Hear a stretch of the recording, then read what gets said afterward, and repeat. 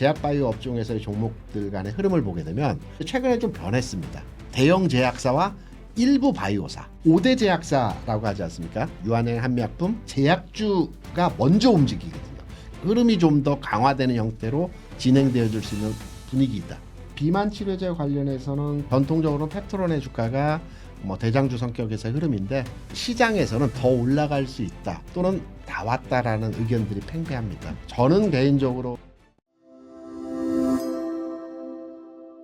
제약바이오의 전반적인 흐름들 살펴보고 있고요. 그래서 이제 조금 더 섹터로 보면 결국 제일 관심 있는 건 이제 바이오텍이니까 바이오텍 얘기를 하고 요즘 또 핫한 비만 얘기 이런 걸 좀 이어가도록 하겠습니다. 네네. 바이오텍은 뭐 기본적으로 이제 알테오젠이 그쵸 있고 3대장 하면 리가캠, ABL 바이오 이 정도가 3대장이잖아요. 보르노이까지 4대장으로 요즘 치더라고요. 아 그래요? 네.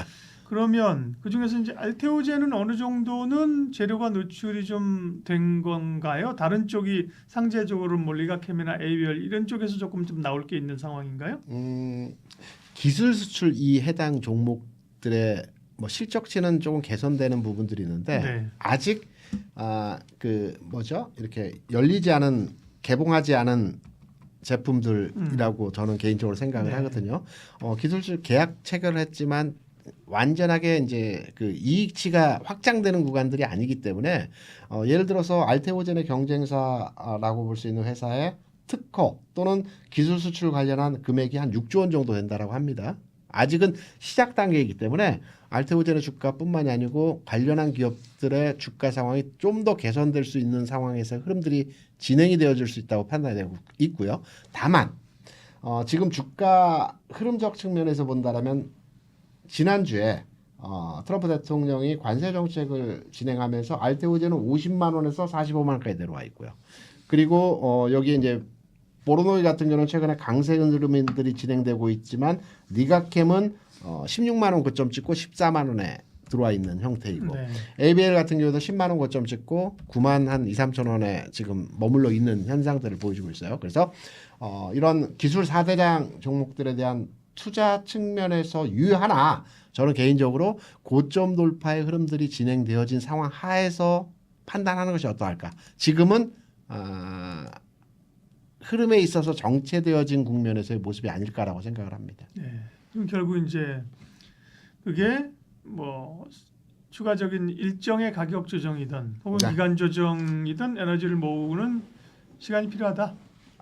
제가 왜 기술 수출 4대장에 대해서 약간은 한 발 뒤로 물러선 상태로의 메시지를 드리는 이유는 뭐냐면 최근에서 제약바이오 업종에서의 종목들 간의 흐름을 보게 되면 과거에는 CDMO와 신약에 비견되는 주가의 핑퐁 게임으로의 주가 상황이 움직였어요. 네. 근데 최근에 좀 변했습니다. 최근 이번 주 지난주 상황에서 CDMO와 신약이 아니고요. 지금은 제약사와 대형 제약사와 일부 바이오사. 그러니까 일부 바이오사라고 하는 게 기술 수출 관련주들이 아니고 LNC 바이오라든가 올릭스라든가 기존에 약간 그 기술 수출 큰 주식들이 아니고 하단부에 있던 종목들과 유한양행, 한미약품, 일동제약 물론 이게 이제 비만 치료제와 일부 연관이 되어 있는 종목들이기도 하나 제약사와 좀 작은 바이오 간의 주도권 경쟁을 현재 보이고 있는 시장에서의 모습들이 진행이 되고 있거든요. 그래서 앞서 말씀드렸던 기술 수출 4대장의 종목들이 시장에서 전면에 부각되면서 시장을 끌고 가는 시장에서의 모습이 당장에 나오기보다는 당분간의 영역에서는 일부 제약사와 좀 작은 바이오 섹터의 종목들이 시장을 주도하는 형태의 모습들이 진행되어질 가능성이 있다. 이렇게 판단합니다. 지금은 그러니까 4대장보다는 일부 제약사에 관심을 가져야 될 때인가요? 예를 들면 삼천당 제약 그런 것도 지금 거기에 포함될 수 있나?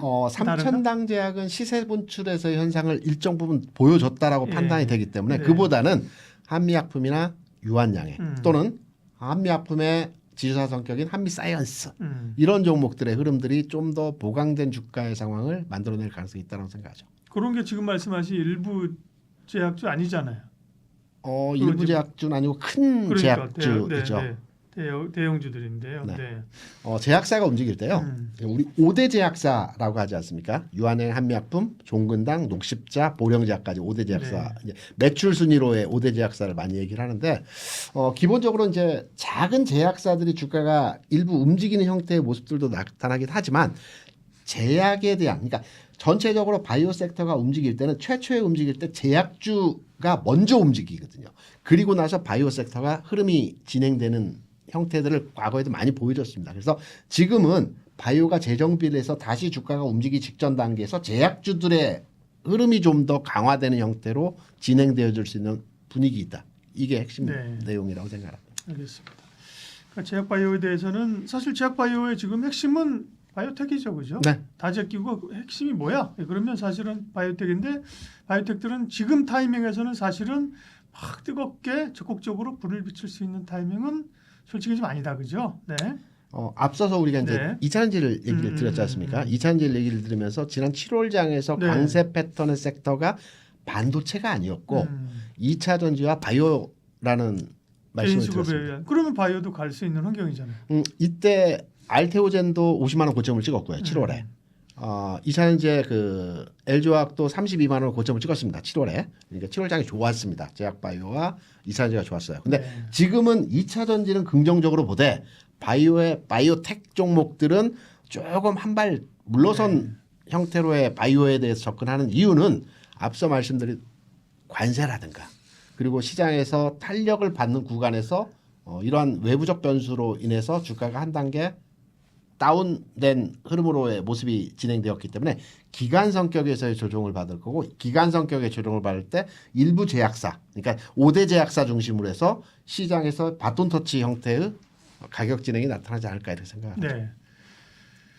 그럼 이제 비만 당뇨 얘기할게요. 비만 당뇨 사실 엮여 있는 거거든요. 사실 당뇨약 만들면서 이게 보니까 나중에 이제 비만 효과도 있고 이런 거잖아요. 네, 맞습니다. 그래서 물론 관심은 비만이에요, 그죠? 네. 당뇨보다는 비만에 관심이 있는데 비만 쪽은 여전히 뭐 핫합니까? 비만이 틈새에서 지금 움직이고 있는 것 같거든요. 그러니까 펩트론이 원래 대장주인데 펩트론 주가가 그렇게 나쁜 형태는 아니고요. 여기에 일동제약이라든가 한미약품 같은 종목들이 바이오텍이 일부 쉬어가는 구간에서 얘네들이 치고 나가는 형태의 모습들이 진행이 되고 있습니다. 그래서 동일한 현상에서의 접근법인데 비만 형태가 바이오텍의 기술 수출 관련주 대비해서는 좀 더 긍정적으로 진행되어질 가능성이 있지 않겠나 이렇게 해석하죠. 네. 그러면 이제 비만 같은 경우도 사실은 좀 원료 의약품을 만드는 그죠? GLP-1 계열의 펩트론이라든지 또 뭐죠? 하나? 뭐 최근에 경구용 비만 치료제 관련한 일동제약 같은 종목들이 주가 움직이고요. 근데 이런 여기도 약간 그런 원재료 해서 뭐 한미약품이나 그죠? 말씀하신 일동제약 이런 쪽으로 기존의 제약사들도 그죠? 이런 쪽에 관심이 많다는 거잖아요. 그렇죠. 그러니까 우리나라 그러니까 그 비만 치료제 관련해서는 해외 제약사들의 제품이 나와서 지금 선호도가 증가되고 있지만 노보노디스크, 일라일리 그죠? 우리나라의 그 경구용이든 패치형이든 아니면 주사제이든 비만 치료제와 관련해서 강점을 보유한 이유가 뭐냐면 국내 그 당뇨병 환자가 위험군이 한 500만 명이고요. 잠재군까지 합치면 1000만 명이라고 합니다.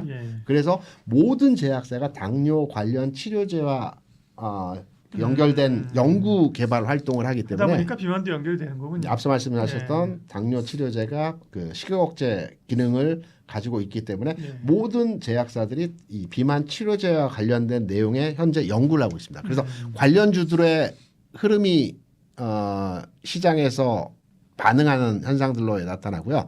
그래서 제약사들이 이런 부분에 대한 당뇨병 치료제 그 연구에 대해서 그 비만 치료제로 연결되는 지점에서의 주가 상승이 반응하고 있다 이렇게 생각하죠. 그러면 당뇨 비만, 비만 당뇨, 비만과 관련해서 어떤 기업을 제일 좋게 보세요? 비만 치료제 관련해서는 최근에 부분 주가의 상승이 나타난 올릭스 같은 종목들의 흐름들이 좀 더 긍정적이지 않겠느냐 생각을 하고요. 전통적으로는 펩트론의 주가가 뭐 대장주 성격에서의 흐름인데 탄력적 측면에서 올릭스의 흐름이 좀 더 강화된 모습에서의 주가상을 예상해 볼 수 있겠죠. 네. 요즘 비만이 뭐 핫하거든요. 주변에 보면 다 뭐 모임하면 이제 아저씨들이 돼서 그런지 뭐 비만 얘기하고 뭐 살 뺐냐고 무슨 뭐 잭바운스를 맞았느니 뭐 노보노디스크 얘기 막 하고 그러는데 대표님은 그 별로 이렇게 비만에 대해서 그렇게 심각하지 않으시군요. 본인의 아닙니다. 관심이 별로 없으시군요. 아닙니다. 굉장히 관심도 높고요. 이제 비만 치료 얘기가 잠깐 나왔으니까 제가 예전 생각이 나서 하나 말씀드리려고 하는 게 뭐냐면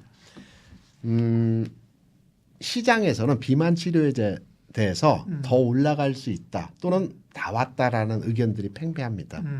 근데 제가 과거에 경험했던 부분을 한번 말씀을 드리게 되면 과거에 2000년 초중반대에 가장 핫했던 의약품이 그 비아그라였습니다. 그러니까 화이자에서 나온 비아그라가 이게 그 저기 말이야 계약 기간이 만료가 돼서 2000년 중후반대에 한미약품 비롯해서 몇몇의 기업들이 88정을 비롯해서 카피약들을 만들었거든요.